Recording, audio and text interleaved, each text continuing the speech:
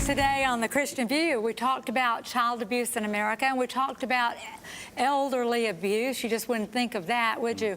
But there's another form of abuse that's going on right around us today, and that is domestic abuse. Pauline, every 9 seconds in the United States, a woman is assaulted or beaten.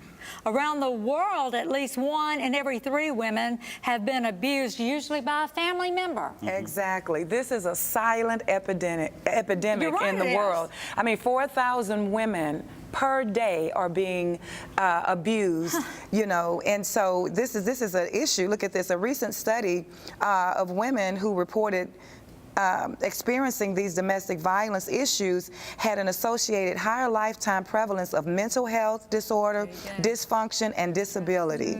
So, I mean, it is a silent epidemic. And 10 million children witness this domestic abuse in their homes every day. Which that's abuse in itself. It's abuse.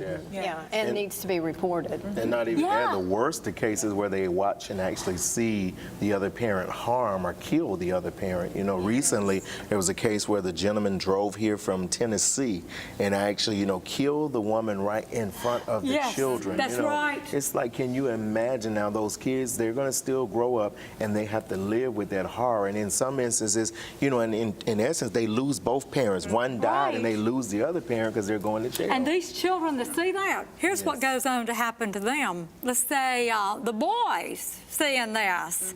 Nearly 1 in 5 teenage girls have been in a relationship with a boyfriend who has threatened them or beat them up. Teenage girls with boyfriends. It's those boyfriends. That's what they were raised in seeing. They are modeling what they see. I mean, we are creatures of habit. You know, that, and they think it's normal. And parents really aren't equipped to address this because if they're underage, you know, they're at home and it's a high school boyfriend, parents just don't know how to address it, or teenagers don't even want to talk about it. That's the thing, they don't know. For the most part, they don't know. When you take a look at even from the perspective of children that are abusing their parents, well, 30% say, you know, the reason why they did it is because they were abused from that parent. And so, like you're saying, that mimicking of what has happened to you is what is perpetuated by the rest of them. So whether they are teenagers now with a young girl, they're going to do the same thing. That's right. And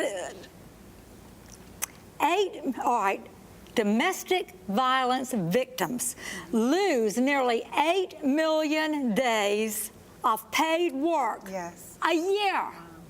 I can't go to work today. I have 2 black eyes. So I got to let these heal up before I can go back to work. Exactly. But we got to give people avenues and help for ways to get out. You know, because, you know, a lot of it we know restraining. But they got to want to get out too, Lee. True, but restraining orders and things are not working. They're not working. And a lot of times people feel hopeless because they don't have, you know, the financial money to make it, or they don't think they can make it on their own. And they've been told that over and over again. If a person has a low self-concept and low self-esteem, they'll buy into that lie and feel like they're hopeless and they can't get it. But so we as a society and as a church, we've got to help people to understand their value and help we them have to make sure that people don't think that they're failures because of. And because sometimes things happen and if you're the victim, then you're the victim. And it's not that something that you did, but the bottom line is that you might be in that situation. And sometimes the church has to make sure that the people that they're talking to don't feel like they're failures because they happen to be in that situation. But I think that, go ahead. I was going to say, I think our churches too need to do everything we can to support domestic violence shelters. Those shelters. We need those shelters. One that we supported was Gateway, and I've referred countless women there, countless, and they do not disclose their location. Do you find these women, a lot of these women were scared to report the abuse? Absolutely, yes. Because they're afraid of retaliation. Because you know that with our laws and systems, we know a restraining order is not going to stop what you're dealing with here. Afraid of change, afraid of, okay, you know, where's my whole family structure is going to be destroyed. Where am I going to come from? How will my children be? Where will I sleep? Right, he might beat me up, but he's bringing home a check. Here we go back to Orlando. The woman that was in Orlando though she had the restraining order. She told the judge that if she said that is not going to work, he's going to kill me, he's going to hurt me. She gets out, the man kills her and runs over her in front of her children, you know, coming out of the restaurant. So That is so sad. it just is so much that, you know, people, you could feel hopeless. But it didn't just start that day. No. Right. It didn't just start, you know. If you could back on up, you know. People need to be mentally strong and spiritually strong, and they need to keep their own house in order for when this time comes, they have courage to make the change that's necessary and courage to tell somebody. So there's an advocate, because so many women that try to leave abusive situations, it doesn't end well. And that's why it's so important to have an action plan.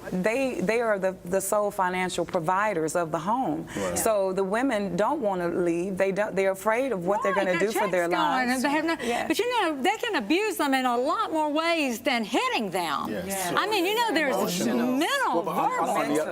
On the other, It's just as bad. on the other side of that, you have men that are being abused, That women do the same thing. and you deal That's with right. the It's stigma sad. of not being a man if you report it. Yes. You know, Oh, so yeah. you end up staying in this situation, but the reality of it is that you need the help just as much as a woman may need it. Exactly. Because Or you're even allowing more it, so. you're allowing the behavior in that situation. But that's when you need boundaries, and it goes back to standing up for yourself and determining your But self-worth. someone has to and your teach you how to identity. stand That's up for right. yourself. Yeah. It's like, you know, Correctly, when my Let me girls, ask you. you know, I saw train my a girls woman from the literally beginning, push her teaching them. husband Yes. out of the booth at Waffle House.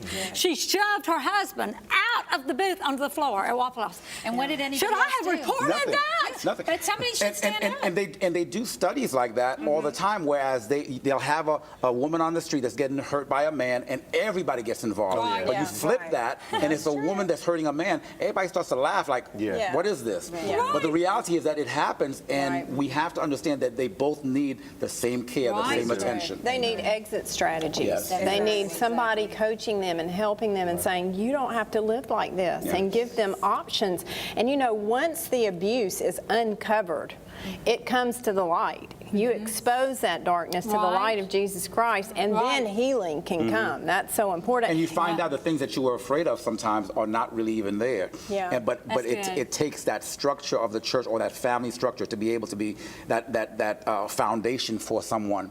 Right. And I think, again, as we talk about God has a view, we have to always remember that's what it falls back down to, is that we as a church must teach and also become that Yes. support for one another. And we have to That's it. help people to understand that your self-concept is so important. I tell people all the time, you know, with myself, I'm not going to hurt myself, and I don't want, you know, I'm not going to hurt anybody else. And I teach my children the same thing.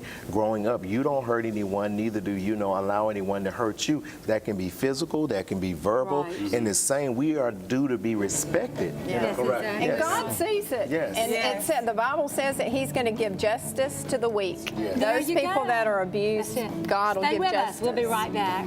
That's exactly right.